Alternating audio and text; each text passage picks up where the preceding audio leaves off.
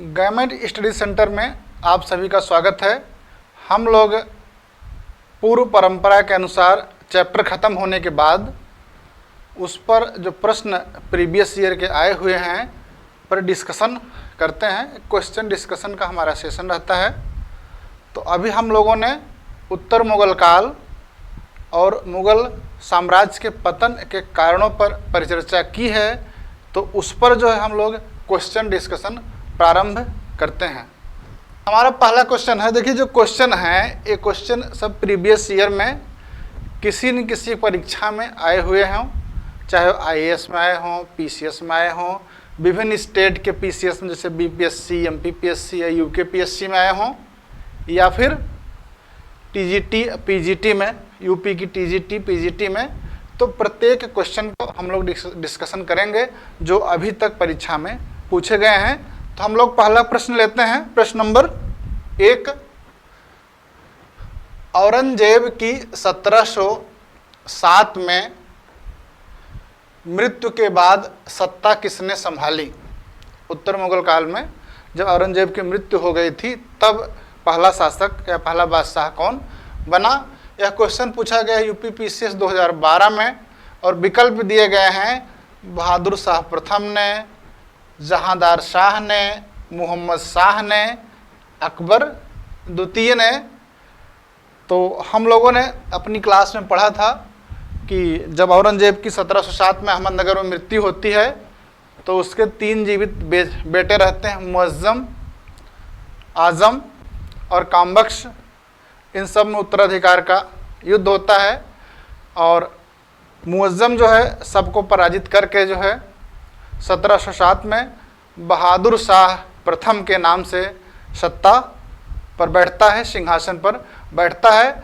तो इस प्रश्न में देखिए विकल्प नंबर 1 क्या है? बहादुर शाह प्रथम, यही सही है। अगला क्वेश्चन लेते हैं। प्रश्न नंबर 2, मुगल सम्राट जहांदार शाह के शासन का समय पूर्व अंत कैसे हुआ? मतलब कि जहांदार सत्ता पर बैठा था तो उसका जो है अंत कैसे हुआ, उसकी सत्ता कैसे समाप्त हुई? यह प्रश्न पूछा गया है आईएएस या यूपीएससी 2003 में। विकल्प है ए, उनके वजीर ने उन्हें गद्दी से उतार दिया। बी है, सीढ़ी से उतरते समय फिसलने के कारण उनकी मृत्यु हो गई। एक युद्ध में वह अपने भतीजे द्वारा पराजित हुए। मदिरा के अत्यधिक सेवन से के फलस्वरूप रोग के कारण उनकी मृत्यु हुई। तो हुआ क्या था कि जहांदार के शासन काल में जो इनके भतीजे रहते हैं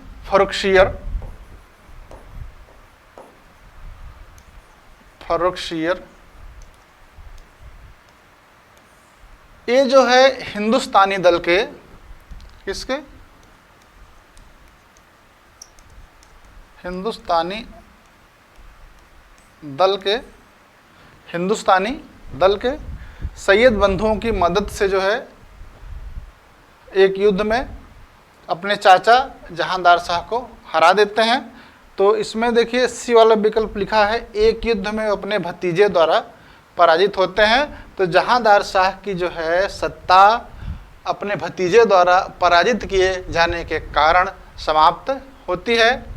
ठीक है, अगला क्वेश्चन। जहांदार शाह राज सिंहासन पर बैठा मरणोपरांत किसकी मृत्यु के बाद जो है जहांदार शाह ने गद्दी प्राप्त? किसकी मृत्यु के पश्चात जहांदार शाह ने जो है गद्दी प्राप्त की थी? जहांदार शाह कौन था समझा जाए। बहादुर शाह,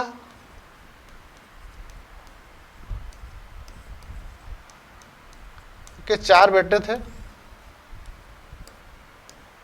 एक थे जहांदार शाह, दूसरे थे अजीम उस शान, तीसरे थे रफ़ी उस शान और चौथे थे जहान शाह।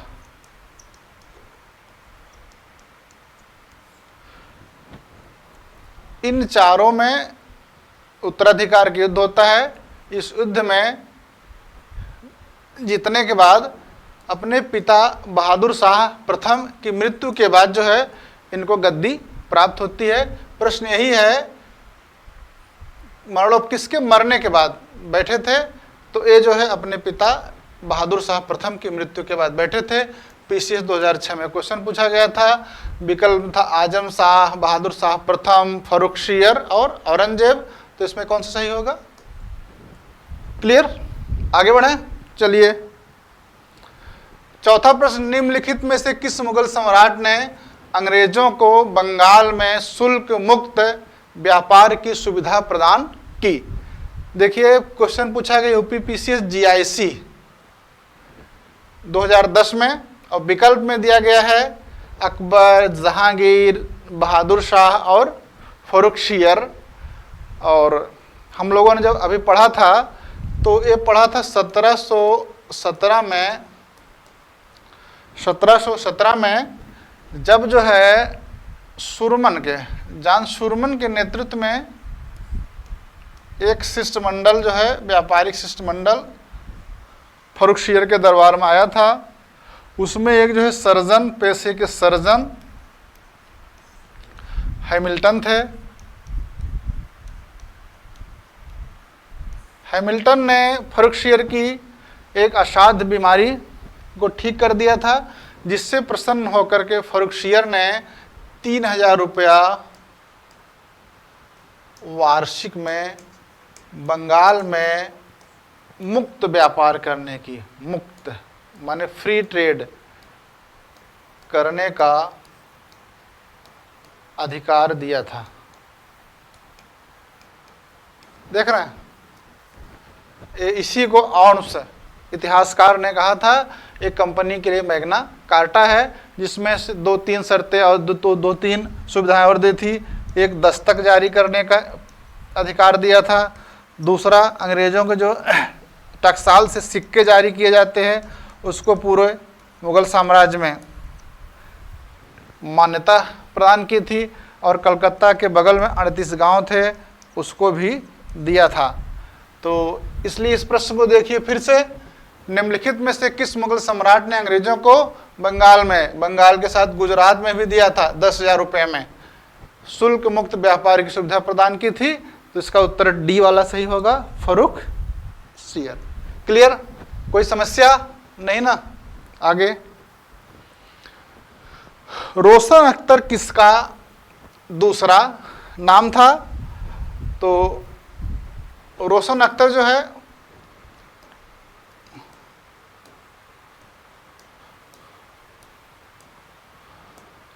है ये मोहम्मद शाह के नाम से गद्दी पर बैठा था।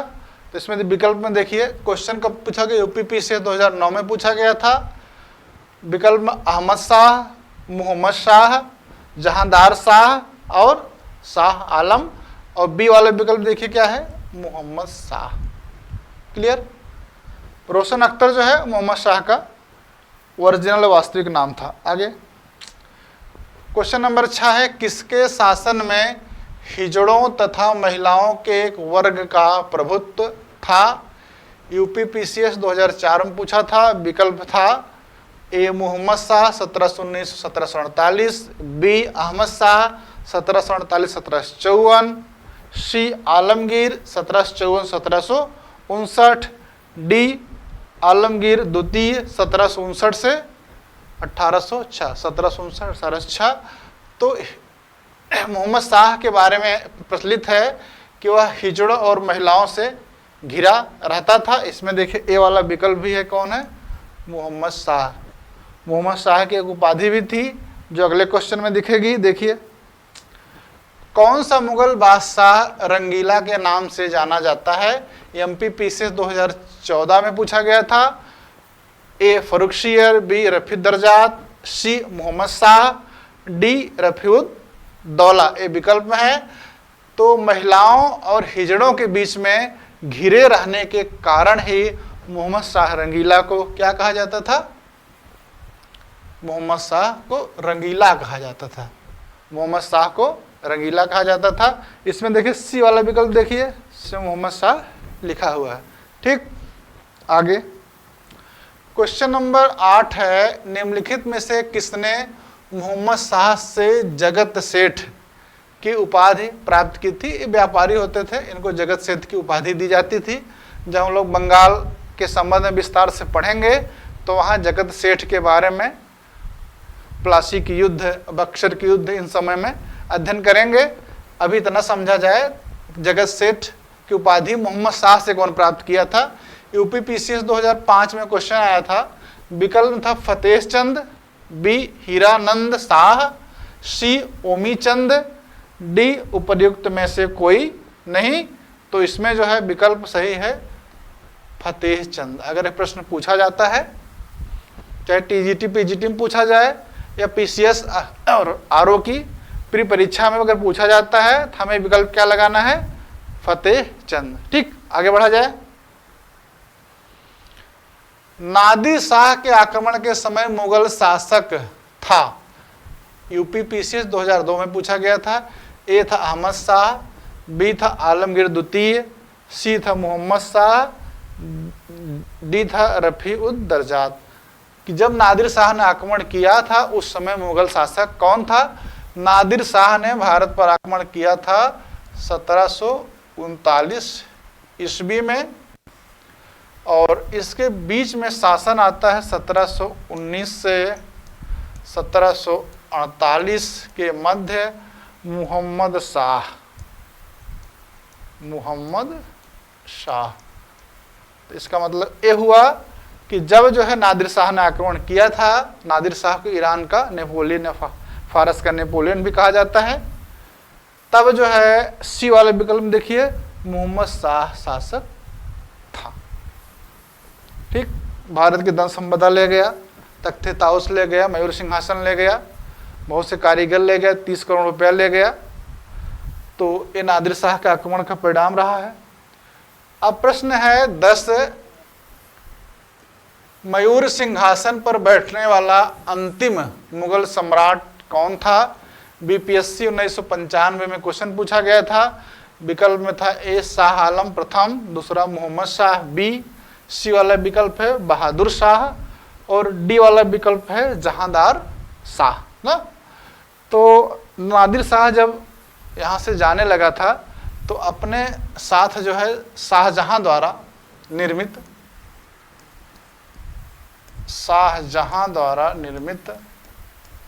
तख्त ए ताउस ले गया था। ये ताउस, इस पर मोर की आकृति बनी थी, इसलिए इसको क्या कहते हैं? मयूर सिंहासन। क्या कहते हैं? मयूर सिंहासन। तो ये मयूर सिंहासन जो है नादिर शाह किसके समय ले गया था? मोहम्मद शाह के समय में। तो इसलिए इस प्रश्न का जो है उत्तर क्या होगा? मोहम्मद शाह। और बी वाला विकल्प देखिए क्या लिखा है? मोहम्मद शाह। तो मयूर सिंहासन पर बैठने वाला अंतिम मुगल बादशाह मोहम्मद शाह था। अगला प्रश्न है, निम्नलिखित में से किस एक शासक ने ईस्ट इंडिया कंपनी को दीवानी प्रदान की थी? वह था, शासक का नाम बताना है। और परीक्षा में पूछा गया है, यूपी लोअर सबऑर्डिनेट 2006 में प्रश्न पूछा गया था। विकल्प में ए है फर्रुखसियर, बी है शाह आलम प्रथम, सी है शाह आलम द्वितीय, और डी है शुजाउद्दौला। हुआ क्या था कि हुआ था 1764 ईस्वी में बक्सर का युद्ध हुआ था। बक्सर का युद्ध में एक और थे मुगल सम्राट शाह आलम द्वितीय थे, और बंगाल का अपदस्त नवाब मीर कासिम था, और अवध के नवाब शुजाउद्दौला थे। और यह युद्ध हुआ था अंग्रेजों से, बक्सर का युद्ध। ठीक, और इस युद्ध में ये भारतीय शक्तियां पराजित हुई थी। पराजय के बाद जो है 1765 ईस्वी में 1765 ईस्वी में इलाहाबाद की संधि हुई थी। इलाहाबाद की संधि हुई थी और इसी संधि के माध्यम से बंगाल, बिहार और उड़ीसा की दीवानी मुगल सम्राट शाह आलम द्वितीय ने कंपनी को प्रदान किया था। इसमें देखिए सी वाला विकल्प लिखा है शाह आलम द्वितीय, तो यही उत्तर सही है, इसी को सही मारना है। ओके, आगे बढ़ें।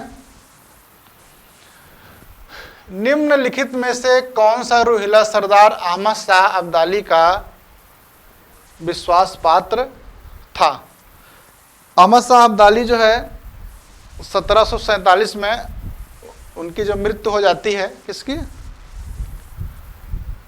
नादिर शाह की।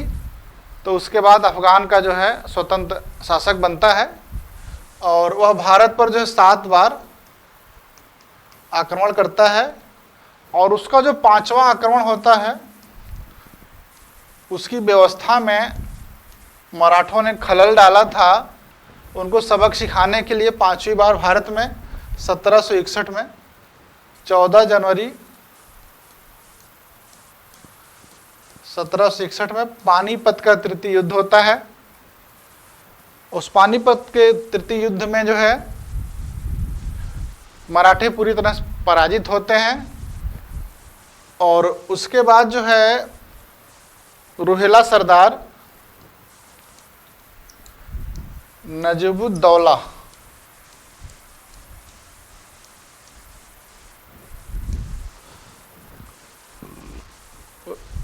नजीमुद्दौला जो है प्रभावी हो जाता है। 12 साल तक दिल्ली की सत्ता, वास्तविक सत्ता इसके पास रहती है, जबकि शासक शाह आलम द्वितीय रहते हैं और दिल्ली नहीं आ पाते हैं। तो इसलिए देखिए इसमें बी वाला विकल्प है नजीब खान, ए विकल्प है गुलाम कादिर रोहिला, बी है नजीब खान, सी है अली मोहम्मद खां, डी है हाफिज खां। तो नजीबुद्दौला जो है, नजीब खान जो है, इन्हीं का जो है विश्वास पात्र था। वो जाते समय जो है उन्होंने अहमद शाह अब्दाली ने क्या किया था कि शाह आलम द्वितीय को सम्राट घोषित कर दिया था और इमादुल मुल्क को जो है वजीर बना दिया था और नजीबुद्दौला को मीर बख्शी और अपना मुख्य एजेंट भारत में बनाया था। चले आगे। निम्नलिखित में से किस मुगल बादशाह को वजीर गाजीउद्दीन ने दिल्ली में दाखिल नहीं होने दिया? बीपीएससी 2000 का क्वेश्चन है। विकल्प है ए आलमगीर द्वितीय, बी है शाह आलम द्वितीय, सी है अकबर द्वितीय और डी है बहादुर शाह द्वितीय। ये जो है 4 तरह के विकल्प दिए हैं। और होता क्या है, शाह आलम जो है, शाह आलम अपने को जो है पटना में बादशाह घोषित करता है और बादशाह घोषित करने के बाद 12 वर्षों तक दिल्ली नहीं आता है। उसके पीछे 2 कारण थे। एक कारण था अब्दाली का आक्रमण, अब्दाली का आक्रमण लगातार चल रहा था। अब्दाली का आक्रमण लगातार चल रहा था। दूसरा कारण था जो वजीर था इमादुल मुल्क। इमादुल मुल्क को ही कहते हैं गाजीउद्दीन। क्या कहते हैं? गाजीउद्दीन। इसका षड्यंत्र दरबार में चल रहा था। इसके दरबारिक षड्यंत्रों के कारण जो है मुगल बादशाह शाह आलम द्वितीय 12 वर्षों तक दिल्ली नहीं आया। बाद में मराठों ने उसे दिल्ली में ला करके सिंहासन पर बैठाया। इसमें देखिए बी वाला विकल्प है शाह आलम द्वितीय। ठीक, आगे चला जाए। निम्नलिखित में से किस मुगल बादशाह आलमगीर द्वितीय की उपाधि धारण की? किसने जो है आलमगीर द्वितीय की उपाधि धारण की? आलमगीर जो है औरंगजेब की उपाधि थी, तो अजीजुद्दीन ने कौन थे? अजीजुद्दीन। अजीजुद्दीन ने आलमगीर द्वितीय के नाम से जो है सत्ता प्राप्त की थी। यूपीपीसीएस स्पेशल 2008 में क्वेश्चन था। विकल्प में देखिए अजीजुद्दीन है पहला विकल्प, शाह आलम भी विकल्प में है, सी रफीउद्दौला है, डी रोशन अख्तर है। हमें उत्तर कौन सा लगाना है? अजीजुद्दीन। आगे चलें। निम्नलिखित में से क्वेश्चन नंबर 15 है, किस मुगल सम्राट ने राजा राम मोहन राय को अपने दूत के रूप में लंदन भेजा था?